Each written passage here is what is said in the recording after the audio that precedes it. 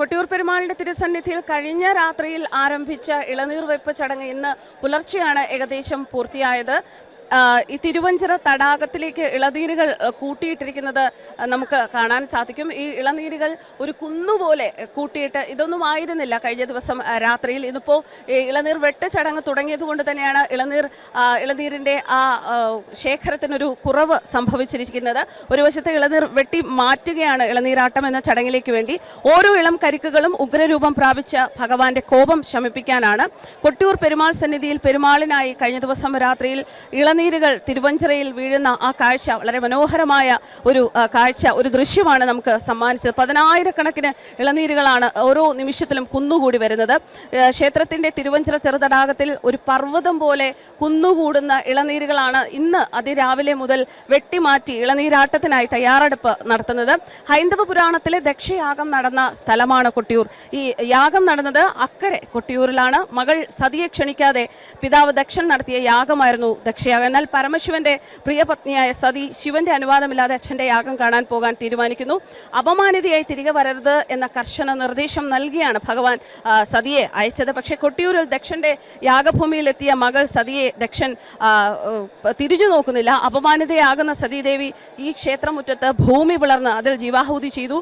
സതീദേവിയുടെ ദേഹവിയോഗം നടന്ന അമ്മാറക്കൽ പ്രേക്ഷകർക്ക് ഈ ദൃശ്യങ്ങളിൽ ഈ കുന്നുകൂടിയിട്ടിരിക്കുന്ന ഈ ഇളനീരുകളുടെ പിന്നിലായി കാണാൻ സാധിക്കും.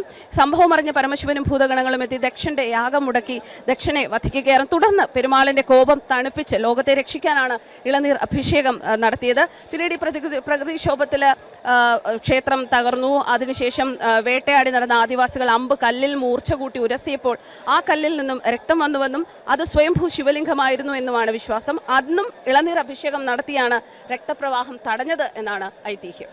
ഇതുപോലെ തോളിലേറ്റി മൈലുകളോളം കിലോമീറ്ററുകളോളം നടന്നാണ് ഇതിനായി അനുവദിക്കപ്പെട്ടിരിക്കുന്ന സമുദായത്തിലെ ആളുകൾ ഇളനീരുകൾ അമ്പലത്തിലേക്ക് കൊണ്ടുവരുന്നത്. അതും അവരൊരു ചടങ്ങായിട്ടാണ് കൊണ്ടുവരുന്നത്. ആ ദൃശ്യങ്ങൾ നേരത്തെ പ്രേക്ഷകർക്ക് മുന്നിൽ ഞങ്ങൾ എത്തിച്ചിട്ടുണ്ടായിരുന്നു. ഓഹോയ് ഓഹോയ് എന്ന വായ്ത്താരിയോടെയാണ് കിലോമീറ്ററുകളോളം നടന്ന്. കൂട്ടത്തിൽ പ്രായമുള്ളവരുണ്ട്, പ്രായം കുറഞ്ഞവരുണ്ട്. അതൊന്നും പ്രായത്തിൻ്റെ ക്ഷീണവും അതൊന്നും വകവയ്ക്കാതെ നിരവധി ആളുകളാണ് ഇതുപോലെ തോളിലേറ്റി ഇളനീർ വെപ്പിനായി ഇളനീര് കണ്ണൂർ, വയനാട്, കോഴിക്കോട് ഇവിടെ ഈ സ്ഥലങ്ങളിലുള്ള തീയ സമുദായത്തിൽപ്പെട്ട ആൾക്കാരാണ് ഇത് കൊണ്ടുവരുന്നത്.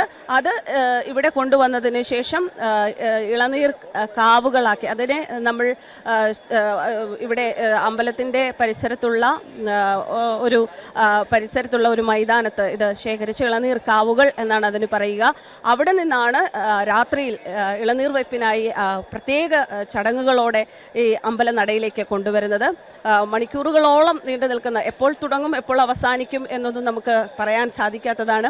രാശിയും മുഹൂർത്തവും ഒക്കെ നോക്കിയാണ് ആ ചടങ്ങ് നടത്തുക. അതാണ് കഴിഞ്ഞ ദിവസം രാത്രി നടന്ന ഇളനീർ വയ്പ്.